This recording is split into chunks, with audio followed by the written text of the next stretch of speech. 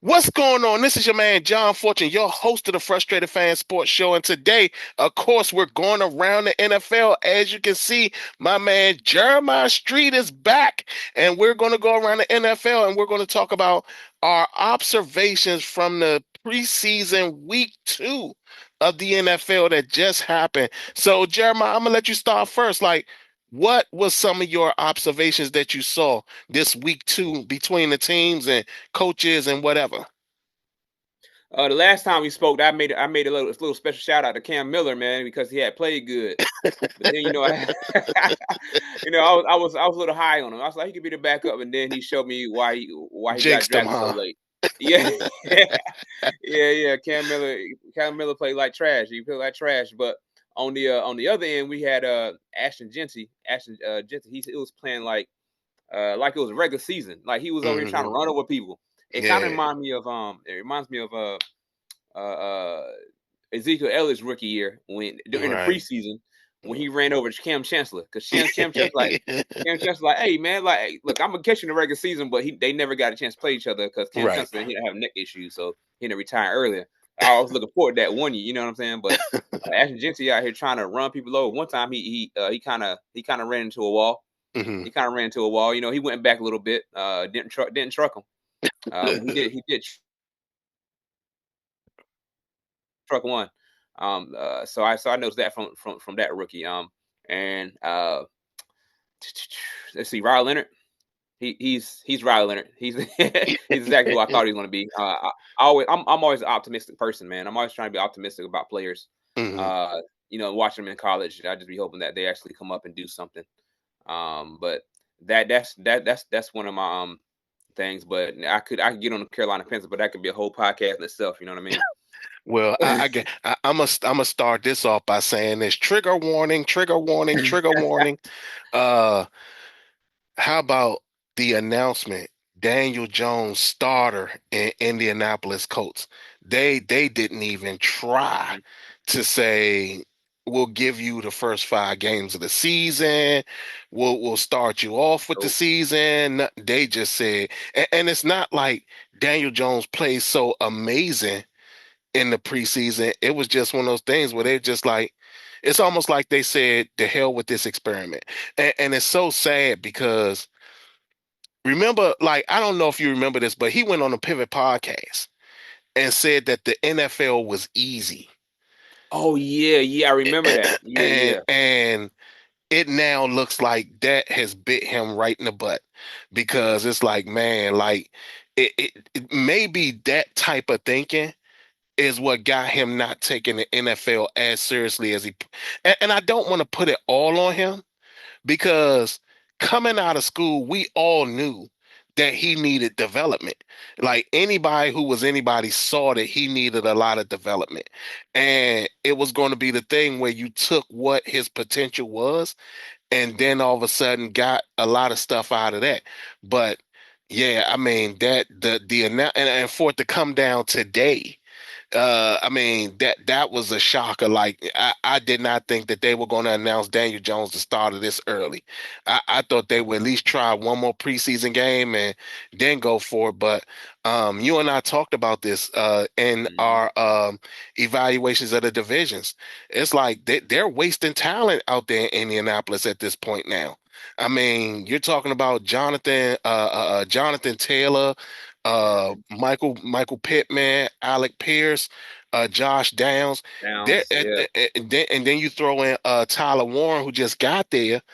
You're practically wasting talent away at this point. So, I mean, yeah. So for me, it seemed like remember when I said in the division preview, I was like, I think people in Indianapolis is not going to like me, because I just their quarterback situation is just not good enough. So, I mean, yeah. So that for me was a big one. When we talked about those, I think it was the first one that we did. We talked about those 5 stories leading up, top stories that was leading up to the NFL season. That was one of mine. I was just like, hey, Daniel Jones versus Anthony Richardson, man. I was just, they just paid him 14 million just for one season. That's telling you a lot right there. Yeah, they paying him that much money. They're not looking at Anthony Richardson like he's their future. Now their schedule really ain't that difficult until they play like Texas and Chiefs, and they got to play them twice, the Texas twice. But what are they gonna do when Daniel Jones, like if he comes out the gate, go 0-3 and play terrible? They're gonna go back to Richardson. And that's the problem. That's the problem, because you'd already showed that you haven't developed them anymore. Like to me, it seems like year 2 they stopped it. They just said the hell with the development, and here he is now, year 3, a pivotal year, and it's like it's out the window now. And the sad part about that is that he's not going to get the benefit that a Sam Darnold got. He's not going to get the benefit of what a Baker Mayfield got. Where hell, he's not even going to get what Daniel Jones got, where you get 6 years to fail before anybody even gives you a real opportunity. So it's so sad that that's going to happen with him. What other story you got? Going to the Carolina Panthers real quick. Not stay on there too long. They had Dave Canales came out and said that they were going to do probably 3 series. Said they're going to have to earn that third series, but that didn't happen when they played the Texans. Right, so they played the Texans. They had a joint practice with Texans, and they looked good in joint practice. Right, it was going back and forth. But whenever the actual game day came and they played the Texans, the Panthers offense didn't look that good. They didn't look good out. It was a 2 4-and-outs. There was a interception on Bryce Young, but it got called back because of holding. So he was able to keep that off stat, but he didn't pass. He didn't pass for anything, and then he got sacked. And then the defense, going to defense. Now I would say as much. Houston Texas defense. I'm going to draft them a little bit high in my fantasy league. I need to have that defense because matter of fact, it's going. Hey, for all you betting folks out there, hey, go ahead and slide in Will Anderson as your dark horse for the NFL Defensive Player of the Year. That's just my opinion. We gonna see what's gonna happen. Because he can make a little money if you put something with him. But that's nothing. I'm not going down that route. Yeah, we'll do that as a separate show. Our bold predictions. We'll do that as a separate show. Okay, got it. But yeah, so the Houston Texans defense, they stand out. So they're pretty much well rounded. I do like their defense, man. It showed in those first couple of series of the game. I think they had the defense out for 3 series, but they were actually holding up pretty well. My other big worry about the Carolina Panthers was Derrick Brown. Derrick Brown, he was different. He was in there for the first series. Oh, Houston couldn't run the ball. Right. Let me tell you something. He comes out. He don't play second series. I mean, they're able to run the ball all over the place. They run the ball. They doing short routes. They're moving the ball up the field. So between the Carolina Panthers offense and the Houston Texans defense, that's a good story because I believe the Houston Texans defense is really going to shine this year. And that's actually a good one because I paid attention to that game too. The other big thing that shocked me, again, is something that is coming about, and it's not a lot of people talking about it, but the Dylan Gabriel start in Philadelphia. That was something, but he showed you again what the problem was. I mean, you're talking about throwing a pick 6 and then fumbling the ball. Like, to me, Dylan Gabriel reminds me a lot of Kirk Cousins, like the epitome of win early, lose late. And what we saw in that game, we saw Dylan Gabriel make some plays. He definitely made some plays. But the problem is that the key ones you needed him to make, he fumbled those little key moments, and it really damaged how that team looked in the long run. But again, Philadelphia played their starters, I think, like the first 5 seconds, and then that was it. Like they got out of there really quickly. The comments afterwards, like where he said that I'm a competitor, not an entertainer, a lot of that is going around. And it's like, there is no other way to take that. Like it's easy to sit up there and say, "Well, I was talking about the reporters." No, you was talking about Shador. You know what I'm saying? And it's like, at some point you gotta sit up there and make it a thing of like either you're gonna be a teammate and understand what's going on, or you're gonna sit up here and be a cancer and your ass has got to go. Because that makes everything very complicated. Not only that, um, I just recently looked this up. Coming to find out, Shador has a clause in his contract called the prime equity clause. And what this is that he's not just a player in the NFL, he's a partner in the NFL. This clause gives him um a percentage of um any type of jersey sales and anything that the NFL has with his name, image, and likeness. This is the first ever clause in the NFL. He signed a NIL deal in the NFL. And I remember talking about this very thing about the owners colluding. I think they knew about this clause that he wanted in his contract. Yeah. And that's why he failed in the draft. That makes sense, man. That makes sense. If you're talking about money, hey, just follow the money. Just follow the money. You'll find a lot of answers for that. Oh, I didn't know only that. Yeah, because if well, like when you think about it, the first round pick, like Cam Ward, right? Yep. He's going to make about a slightly under $50 million in his first contract, right? Shador Sanders, fifth round pick, has already picked up $14 million.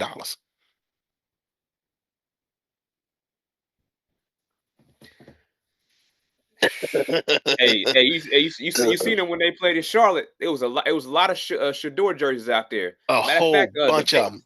Look, the baby that is from Charlotte.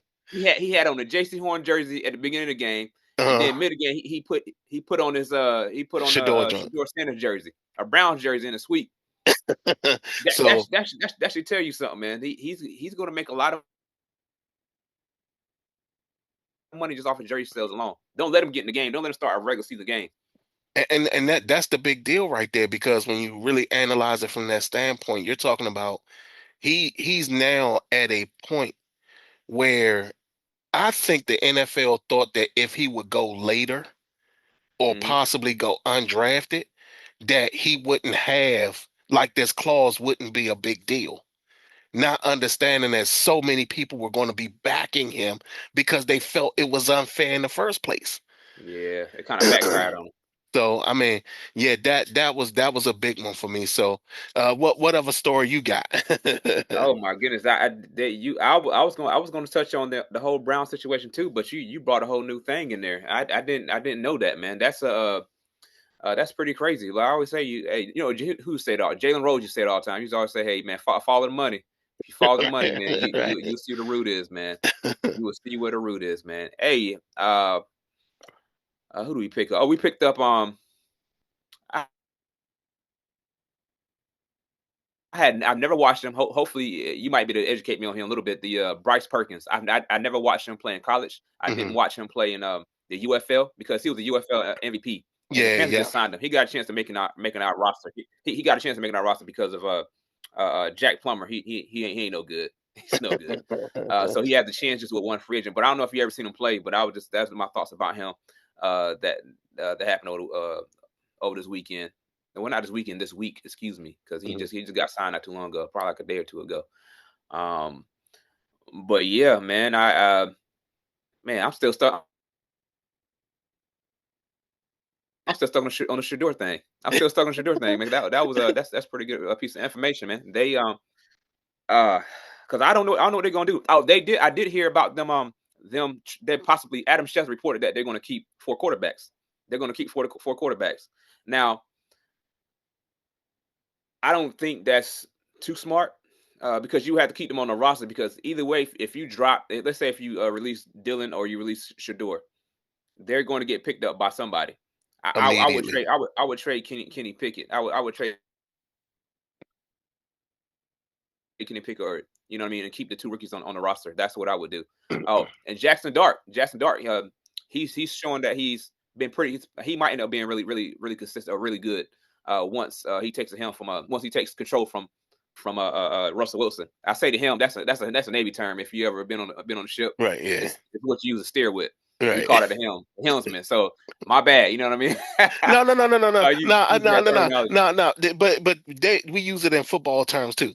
So it's Okay, like got it. okay, Okay, so it's not something that's like off the wall for us. okay, got So, it, got it. but Okay, make sure we all on the same page. Cool. the thing about it Yeah, is that Jackson Dart has looked pretty sharp. But again, we're talking about second yeah, teamers and things like that. And he hasn't played yeah, anybody in the NFC East yet. So, yeah. that's a whole different beast in its own right. And their first games coming out that gate is extremely tough. Hmm. It's so crazy because so many people talk down on Russell Wilson. Yeah. But if I sat up here right now and I said, who made the Pro Bowl last year, Russell Wilson or Aaron Rodgers, who would you think?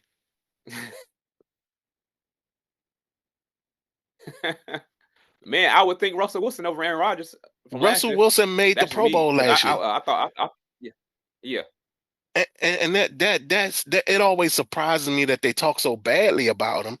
And it's yeah, like, yo, this man is still producing. yeah. He's And, still and getting the I mean, job and done. not only that, producing at a better level than Aaron Rodgers. Yeah, And yeah, yet y'all hold Aaron Rodgers to this high standard. But yet and still, when y'all talk about Russell Wilson, y'all constantly say his career is over. But this man just made the Pro Bowl last year. yeah. Like, You find people complaining about dumb stuff about him. They kept saying, hey, if he ain't had those moon balls, he wouldn't be any good. I was like, he been doing moon balls since his rookie year when not they only uh that, when they, when they went to Foxborough and beat Tom Brady. not only that, the man beat out a quarterback, a high-paying quarterback in his rookie year, He and then did because he got 10 mil. He was took getting 10 mil a year. That was a big deal. took them to the Super Bowl and won in his second year. Year, yeah. Wait a minute, hold. Let me start that back over. As a rookie, is one of 3 rookies that made the playoffs that year. Him, Andrew Luck, and Robert Griffin III beat Robert Griffin out to get into the Hmm. second round of the playoffs. Comes back the second year, wins the Super Bowl. Then in his third year, only his third year, goes back and almost wins it again. So I mean, and then you're talking about all that success he had in Seattle, goes to Denver, has success there. The only issue there was that he upstaged the coach, and the coach didn't like that. That was the only thing there. And then now all of a sudden, then he goes to Pittsburgh, basically does what he can for as long as he can, because again, he's not the running type of quarterback that I think Arthur Smith wanted, but he's not that. So what else does this guy got to do to sit up there and show y'all that even though he's older, he's not the out of the failure at quarterback that people even talk. Oh, a moon ball. So what? From Yeah, my standpoint, that moon ball was on the money. it was on the money. Yeah. And it really don't matter what all of us think or what we think or what fans think because clearly the coaches think that he's still getting it done. The Exactly. coaches are still thinking he's getting it done, so he keeps getting the job. He keeps getting the job. And James Wilson still keeps getting the job. He's doing the backup. He's doing his backup job. I guess he's doing it well in the locker room. Whatever it is, even though he's no more overall draft pick, he's still in the league, and so is Marcus Mariota. Surprisingly, Marcus Mariota is still in the league. I'm not surprised because he's with the Commanders, and he's relatable to Jaden Daniels. Yeah, And he's a Heisman. quality backup. He's Yeah, definitely that. Like the offense that he's currently in fits his skill set. yeah. You So don't have to change the playbook when he comes in. exactly. And I think that's the thing that Mariota benefits by being in the league because of the fact that he is a quality backup. Um, lastly, for me, when it comes to like stories out of the thing, I I'm starting to feel that the preseason is like a big pump fake now. Back in the day, the preseason was you can Hmm. kind of determine how good certain teams were going to be, or what was going to happen. Nowadays, we're seeing a lot of players not play the preseason at all. And we're talking about rookies. We're talking about rookies not playing the preseason at all. And we're Mm-hmm. also starting to see a lot of teams not take the preseason as serious as you would want them to take it, Well, I because agree. there's a lot of the pet to me, the word that comes about is the phrase that comes about is passive aggressive. You know what I'm Mm-hmm. saying? Like, it's like, oh, we're going to go out there, we're going to play 2 series, and then we're going to take all our players out. But then Yep. it's like, wait a minute, in these 2 series you saw your starting defense look like trash. Like, you should probably have them play a little bit more. You know what I'm saying? Or your starting offense didn't look that well. Where's this rookie receiver? Where's this rookie running back? Where are all these people that need to be playing in the preseason and getting this work in the preseason? Because when the regular season start, it's going to be a completely different beast for a lot of these people. I mean, don't get me wrong. Teams like Kansas City, teams that got the consistency, Philadelphia, Kansas Yep. City, they can Right. probably kind of skip it a little bit because they still got a lot of the same people on their team. But when you got a team where you didn't adjusted a lot of stuff, the New Orleans Saints, you need your starters out there. Atlanta Falcons, you need more of your starters out there. Um, Hell, even the Arizona Cardinals to some extent, the 49ers. You need more of your starters out Yep. there to really see what you're going to get when the regular season come around, because I know people. I know this is not a favorable take for me, but I don't think the 49ers are going to be that great this year, even though they got a fairly good schedule coming up. I think that we're going to see the collapse of Brock Purdy this season. They just lost another run back. And that's another thing. They never get quality running backs. And even though they got Christian McCaffrey, you can't rely on him. You cannot rely No, on you him. can't. So I mean, yeah, I mean, it always, like I said, to me, it's like now the preseason has gotten to a point where it's become this huge head fake, and Yep. it's like, and now I'm starting to see why so many teams start out so poorly at the beginning of the season. Mm-hmm. Like you look at the Bengals. Bengals, like Yeah, I they all mean, starting out 0-2. You can guarantee you can book that yeah, 0-2. I mean, because the offense looked great, yeah, like Yep. when you got these two receivers and you got this quarterback, but what I saw in the preseason game against the Commanders is that their defense is still a problem. It's still a problem. And until you correct that and fix that, you're not going to see. I think we're going to see more teams come out the gate looking awful week one. Mm-hmm.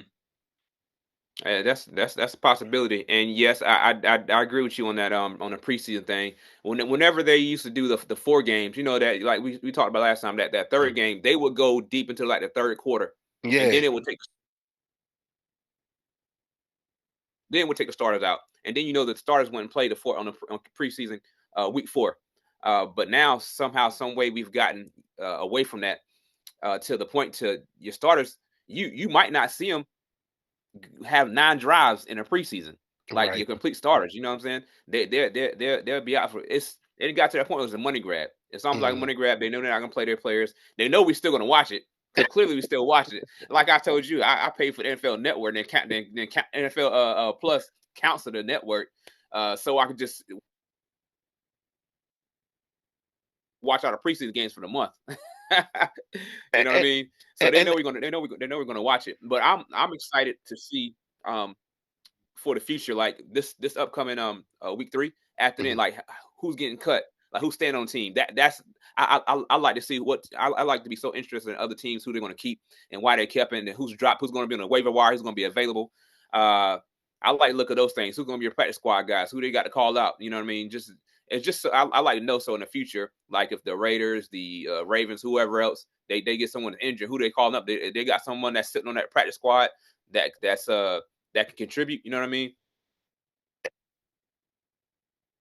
I like to look at those guys that's pretty much the third string, fourth string type guys. And you know what's crazy though is that this particular all season, I don't see a lot of top players being released. Like, like in Mm, previous years, we would see some top players released. For yeah, some reason, I don't see that this year. Like, I don't yeah. see a lot of top guys being released by teams before the season start. Like, I don't even think I see any shockers. You know what I'm saying? No. Like I don't see anybody like I don't see like I'm trying to think of somebody that's good. Like I don't see a James Cook being released before the beginning of the season for Buffalo. Like Matt Madrano, Yeah. their middle linebacker. He's going to be a free agent next year. I don't see them getting rid of him before the season starts. Hmm. Like I Right. don't see any big notable name players that's going to be released that is going to be like, "Oh my God, I can't believe they let him go." You know what I'm saying? Like I just think that I think the preseason, I think that the development of players nowadays, because to me it does seem like some of the development has been getting really slow. But I think, you know why I think it's slow? Yeah. And this is something else that I meant to bring up too. The the the cycling of the new coaches Hmm. versus the non-cycling of the old regime. You know what I'm saying? Like Hmm. the coaches that knew how to build a franchise, knew what it took to build the culture of the franchise and everything like that. We're starting to see more and more of these young coordinators, all these coordinators that come from nowhere and they become head coaches. And it's like, wait a minute, y'all not even building a structure that makes some level of sense. Like when you think Right. about you look at teams like the Dallas Cowboys. You look at the Tennessee Titans. You now currently look at the Jacksonville Jaguars. You look at the New Orleans Saints. Like, what type of culture is he really building down there? I Right. always felt that Kellen Moore wasn't that great of an offensive coordinator, but the fact that he's a head coach and one of his first things that he does is draft Tyler Shuck. We talked about this. Yep. I feel that they, in all honesty, they want to lose it all this season. And I think that everybody's under this impression that Arch Manning is going to be this incredible thing. My concern is that without him playing a full college season, there may be a problem there. Not only that, Archie Manning, his grandfather, Yeah. Hmm. came out and said, by the way, he may not be coming out next year. He may be getting an extra year in school. That is the smartest thing that could happen for He him. did. Hmm. Because if he gets 2 seasons of college football versus 1 season, then all of a sudden you might be like, oh, you know Hmm. what? He could be instead because he could mess around in his first full season, especially losing all those star players that they lost in Texas. He could Yep. mess around and he could struggle out the gates. And He you're in could. the SEC. Yeah. He could struggle out the gates, and then if he struggles out the gates, he's going to definitely need that second season. And So he don't need the money. yeah, but I do feel that New It's not Orleans. like he need the money, and then not just not need the money. It's not like NIL don't exist. So it's go ahead. No, no, no. You go ahead. No, I'm just saying NIL says like he doesn't need the money. He's already his family already got money. That Manning's they're good to go. So Mhm. for him, he doesn't have to worry about getting his family out the hood. You know what I'm saying? He doesn't have to worry about none of that. So there's no rush to jump. You know what I'm saying to Mhm. get to the league to get more money. His thing is more about development. And also you got to remember, they got that old school mindset. Right. The Mannings. You remember when years when he went down, Quinn Ewers Yeah. when he went down, and then Archie Manning had got snaps in there, and they was Mhm. talking about the following week. I remember Peyton Manning came out. He was like, "We don't believe a quarterback should lose their job due to injury." So Yeah. Yeah. they're in Yeah. the mindset he needs still do his backup role and let the starter of the starter season continue on with the rest of the season. So they are not on that. They're not trying to rush the timeline. They're trying to get it right. And not only that, when you think about it, both of them spent 4 years.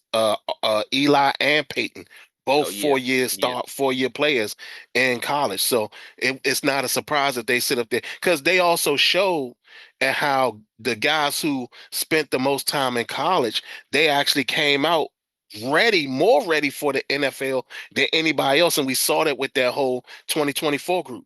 We saw all those guys come It's out a and lot of examples basically, of that. yeah, exactly. And it's like you're now starting to see that. So yeah, but back to New Orleans because that was the initial thing. Yeah, yeah. I do feel that I think that they drafted Tyler Shuck, who by the way was one of the worst quarterbacks in college football. I think they drafted him with the thought that that come next year, they're going to have a high pick and take a quarterback high in next year's draft. I think that they're risking it with that because it's already been said that, Arch Manning may not be coming out. Lenore Sellers may not be coming out. He may actually Mm-hmm. stay in college along with Arch Manning. That means you only got like Dan Aller and the guy who I don't know why people like this guy and it drives me nuts is Garrett Nussmeier, the LSU quarterback. I don't understand why people like him. To me he's trash, but I mean I just don't get it. But it's it's one of those things where it's like if Mm-hmm. you risk your future on what could possibly happen, and all of a sudden now you didn't set up here and you didn't messed around and like Kellen Moore could mess around and lose his job year 3, messing around year 1 and 2. So Hey, I mean yeah. it's crazy. It's crazy. Mm-hmm. Yeah, that all could have been the owner. I'll say the owner. They didn't want Shador. They could have drafted him. They had multiple times the chance to draft him, and then they didn't. Who knows? I don't know what's going on behind these war rooms. You know what I'm saying? We don't know what's really going on behind the scenes. But hey, listen, his job's going to be on the line in a couple of years if he don't get it right. Well, I told you that clause. I think after I found out about that clause, I think that clause probably scared a lot of teams away. But I also do think that the owners did collude to make that happen because they were like, who the hell does he think he is to give us a clause like this? And Mm-hmm. I really do think that they felt that if he had went later in the draft, it wouldn't have mattered. Because I can imagine they're thinking when they're sitting up there and the number one overall pick is supposed to only be making maybe at the most $10 million a year, Yeah, and then you so add that 10 million plus the 14 million that Shador made already, and the season hasn't even started. So you're talking about he could have walked away with something in the range of like 40 to 50 million dollars in a season. yeah, And like I said, the clause is called the prime equity clause.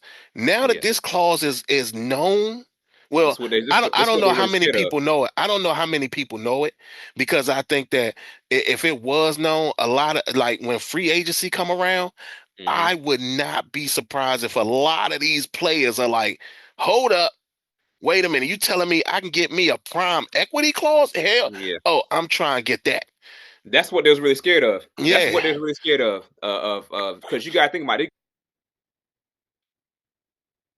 You got this Patrick Mahomes, Jalen Hurts. You got all these big time players that they next Hmm. contract come up. Oh, they're gonna be talking about it because it's going to get out. If you found it, someone else in the league they definitely know. You know what I mean? So they be pocket watching. They always trying to raise the pay from each position each time someone quarterback top tier quarterback wide receiver defensive back get paid. They're always trying to raise it. And you don't think they're gonna be talking about them contracts because if he's the only one, he's a rookie. Oh yeah, them veterans they're gonna want a piece of that too. A fifth round pick at that. And not only that, now that these youngins understand the guys that imagine Arch Manning. Cause see, they wouldn't mind if it was one of the Mannings that had that first clause. Oh no, this is a Sanders that's Uh getting huh. this clause. And it's like, uh-oh. And I think that they're concerned of what the trouble could be with that, but they don't know. But yeah, but other than that, man, that has been our take on week 2 of the preseason. Jeremiah and I will be back for week 3 of the preseason. And we're also going to keep this going because when it comes to when y'all see Jeremiah, you know we're going around the league, we're going around the NFL, and we're going to talk about all the stories that's going on there. Other than that, this has been your man, John Fortune, along with my man, Jeremiah Street. And this has been the Frustrated Fans Sports Show.